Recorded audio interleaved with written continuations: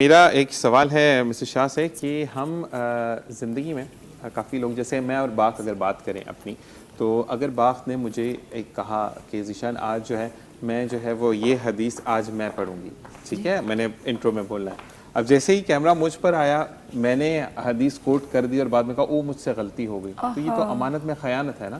اس بارے میں کیا ہدایت؟ جی اس میں دو چیزیں ہیں، ایک تو امانت میں خیانت تو ہے ہی، دل آزاری بھی ہے، بد اخلاقی بھی ہے. بالکل ایسا. اور جس طرح سے آپ نے ایک حدیث کی بات کی، اس میں دنیاوی طور پہ بھی اگر کوئی یہ کہتا ہے کہ میں نے یہ کلام پڑھنا، یہ شعر پڑھنا یا یہ ٹاپک پہ بات کرنی ہے، اور وہی کوئی سمجھ لیں ہائی جیک کر کے وہ دوسرا اپنے نام سے ایسا کر لے، دنیاوی وہ دفتر ہو، ایسے اسٹیج ہوں، پروگرام ہو کہ کوئی کسی کو بتا دے کہ میں نے یہ کلام پڑھنا اور دوسرا پڑھ لے صرف اس وجہ سے کہ جی یہ چیز میرے کریڈٹ میں آ جائے، تو تمام چیزیں امانت میں خیانت. یہ ہماری ڈیلی لائف کا کتنا انفارچونیٹلی حصہ بنتی جا رہی ہے کہ آپ کہیں بھی آپ کارپوریٹ لائف میں چلے جائیں، آپ جو کاروبار کر رہے ہیں، میرے آفس میں چلے جائیں، ایون چھوٹے آپ کوئی پریزنٹیشن کسی ٹاپک پہ اگر دے رہے ہیں تو دوسرا امپلائی اس کو چرا لیتا ہے، اس سے پہلے خود دیتا ہے کہ میرے اپنے نمبر بن جائے اور میرا اپنا پروموشن ہو جائے. تو یہ کتنا عام ہو گیا ہے ہمارے بہت زیادہ. اس کو اگر ہم سب سے چھوٹی بیس پہ دیکھوں، گھریلو ملازمین جو ہوتے ہیں جن پہ میٹ پہ بچے چھوڑ کے جاتی ہیں خواتین، آفس ورکرز ہوتی ہیں، جاب کرتی ہیں گی، وہ گھر پورا امانت ہوتا ہے.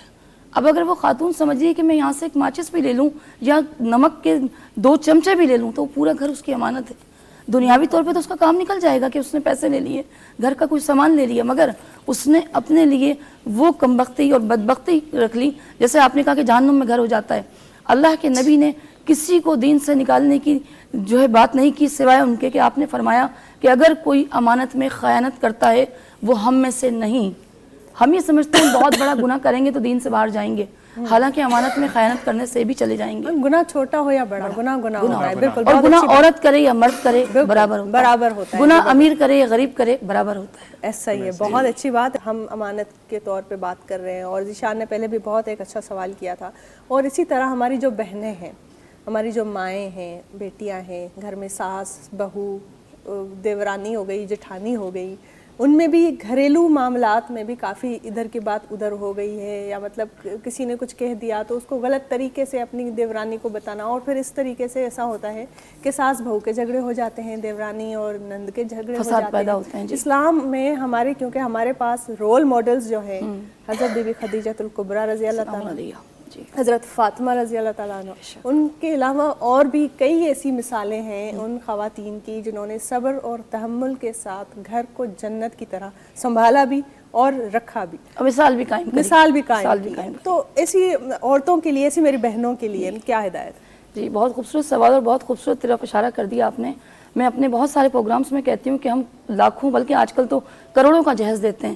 پہلے ٹرکس میں جاتا تھا، آج کنٹینرز میں جہیز جاتا ہے. اگر اسی کے ساتھ قرآن کریم کی ایک آیت کا مفہوم ہم اپنی بیٹیوں کے ساتھ بھی دے دیں تو شاید طلاق کا ریشیو بھی ختم ہو جائے، معاشرے سے فساد بھی ختم ہو جائے، غیبت کا جو اتنا زیادہ ہمارے یہاں معاملہ ہے وہ بھی ختم ہو جائے. ایک آیت ان اللہ مع الصابرین، قرآن کریم کی 6666 آیتیں ایک طرف ہیں اور اللہ تبارک و تعالیٰ کا یہ ایک مصرع ایک طرف ہے. پورے قرآن کریم میں اللہ تبارک و تعالیٰ نہیں کہتا کہ میں حاجی کے ساتھ ہوں، میں نمازی کے ساتھ ہوں، میں جنگ میں ہونے والے شہید کے ساتھ ہوں، میں اپنی راہ میں لاکھوں روپے کا جانور قربان کرنے والے کے ساتھ ہوں، سوائے اس بات کی کہ اللہ کہتا ہے میں صبر کرنے والے کے ساتھ ہوں. صبر کرنے والے کا مقام غازی سے بڑا، شہید سے بڑا، امام سے بڑا، نماز پڑھانے والے سے بڑا، تمام چیزوں سے کیوں بڑا ہے؟ کیونکہ اللہ تبارک و تعالیٰ فرماتا ہے کہ جب تم مجھ پہ چھوڑ دیتے ہو تو میں کسی کو نہیں چھوڑتا. سبحان اللہ. میں بہترین بدلہ لینے والوں میں. تو اپنی بیٹیوں کو ایک آیت سکھا دیں تمام جہیز کے سامان کے ساتھ، ایک آیت کہ بیٹا صبر، جیسے یہ گھر تھا آپ کا ایسے ہی وہ گھر ہے. بلکہ جہیز سے زیادہ ضروری ہے یہ چیز ہے. جہیز کا سامان دوبارہ بھی آ سکتا ہے مگر جو ظرف گر گیا دوبارہ نہیں آئے گا. اپنی بیٹی کو 50,000 لاکھ 1.25 لاکھ 2 لاکھ کا میک اپ کرا کے اچھا دکھا کے فوٹو سیشن تو کرا رہے ہو مگر کردار کی خوبصورتی یہ نہیں دے رہے کہ ان اللہ مع الصابرین کا ایک جملہ سکھا دیں.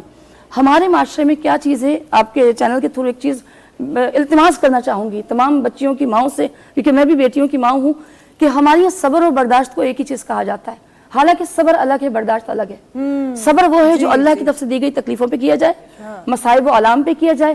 برداشت وہ ہے جو انسانی بساط کے مطابق سامنے والے کی بات پہ کیا جائے. سبحان اللہ. کہتے ہیں نا کہ میں غلط بات برداشت نہیں کرتا، نہیں، صحیح بات کو تسلیم کرنا پڑتا ہے، غلط بات ہی تو برداشت کی جاتی ہے.